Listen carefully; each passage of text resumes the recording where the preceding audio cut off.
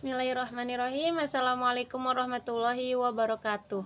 Perkenalkan, nama saya Siti Hotimah dengan NIM 221210003 dari kelas 4A PAI Universitas Islam Negeri Sultan Maulana Hasanuddin Banten.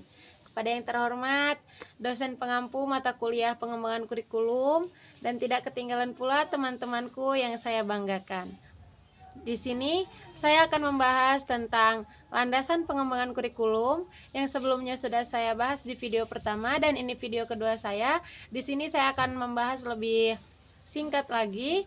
Oleh karena itu, semoga teman-teman semuanya bisa memahami penjelasan saya di video ini. Apa sih landasan pengembangan kurikulum itu? Landasan pengembangan kurikulum adalah sebuah acuan atau pondasi dalam pengembangan kurikulum. Hal ini diibaratkan dengan sebuah bangunan yang mana jika sebuah bangunan tersebut tidak didasari oleh pondasi yang kuat, maka bangunan tersebut tidak akan berdiri dengan kokoh. Begitupun dengan kurikulum. Jika sebuah kurikulum tidak didasari oleh landasan-landasan yang kuat, maka kurikulum ini tidak akan berjalan secara efektif.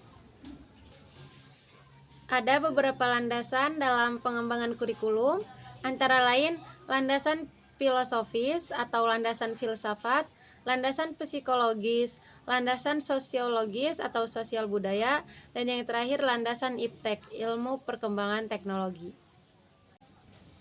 Baik, landasan yang pertama adalah landasan filosofis. Sebagaimana yang kita ketahui bahwasannya negara kita ini berlandaskan pada Pancasila. Oleh karena itu, landasan yang pertama, landasan filosofis dalam pengembangan kurikulum, yaitu berlandaskan pada nilai-nilai Pancasila. Maka, ketika kita ingin mengembangkan sebuah kurikulum di sekolah, kita tidak boleh terlepas dari nilai-nilai yang terkandung dalam Pancasila, seperti ketuhanan yang Maha Esa, kemanusiaan yang adil dan beradab, persatuan Indonesia, dan kerakyatan yang dipimpin oleh hikmat kebijaksanaan dan permusyawaratan perwakilan, serta keadilan sosial bagi seluruh rakyat Indonesia.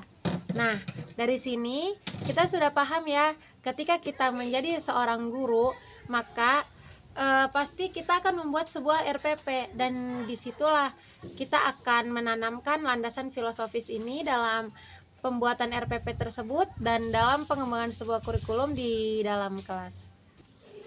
Kenapa sih dalam pengembangan kurikulum kita harus memperhatikan landasan filosofis atau landasan filsafat?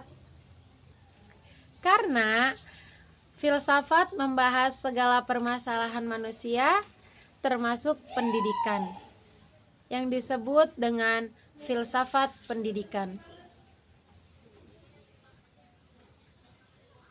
Filsafat memberikan arah dan metodologi terhadap praktik-praktik pendidikan. Kemudian, praktik-praktik pendidikan memberikan bahan-bahan bagi pertimbangan filosofis. Keduanya sangat berkaitan erat, dan hal inilah yang menyebabkan landasan filosofis menjadi landasan penting dalam pengembangan kurikulum. Landasan filosofis tidak akan terpisahkan dari kegiatan pengembangan kurikulum, karena berdasarkan landasan inilah ditentukan arah dan tujuan pelaksanaan pendidikan. Sebagai contoh, karena negara kita berlandaskan kepada Pancasila, maka dalam sebuah pendidikan pun atau dalam sebuah pengembangan kurikulum pun kita harus menerapkan nilai-nilai yang terkandung dalam Pancasila. Contohnya, nilai Pancasila dalam sila kedua, yaitu kemanusiaan yang adil dan beradab.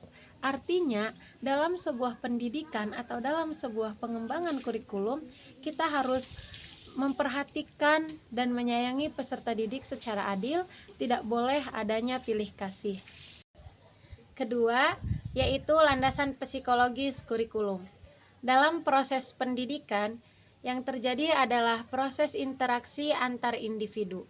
Manusia berbeda dengan makhluk lainnya karena kondisi psikologisnya. Kondisi psikologi sebenarnya merupakan karakter psikofisik seseorang sebagai individu yang dinyatakan dalam berbagai bentuk perilaku, interaksi dengan lingkungannya. Psikologi merupakan salah satu asas dalam pengembangan kurikulum yang harus dipertimbangkan oleh para pengembang kurikulum.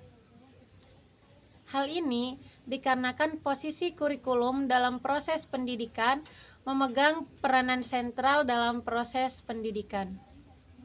Terjadinya interaksi antar manusia, yaitu antar siswa dengan pendidik dan juga antar siswa dengan manusia yang lainnya.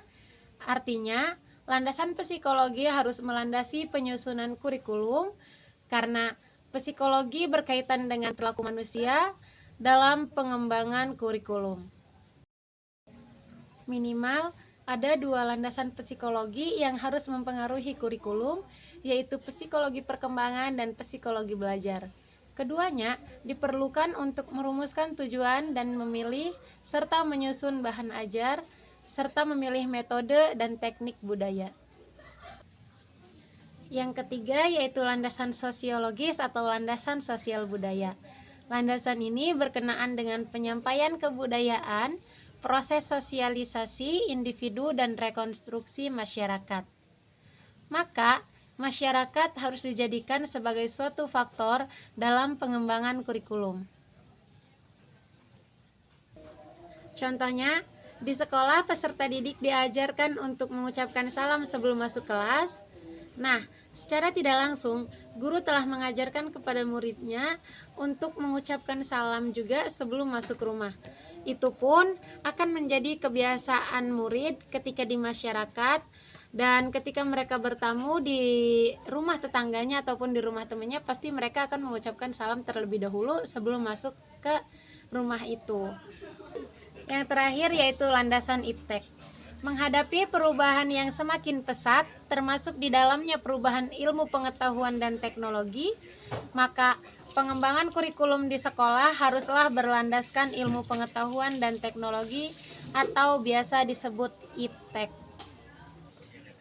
Perkembangan ilmu pengetahuan dan teknologi secara langsung akan menjadi isi materi pendidikan, sedangkan secara tidak langsung akan memberikan tugas kepada pendidikan untuk membekali masyarakat dengan kemampuan pemecahan masalah yang dihadapi sebagai pengaruh perkembangan ilmu pengetahuan dan teknologi.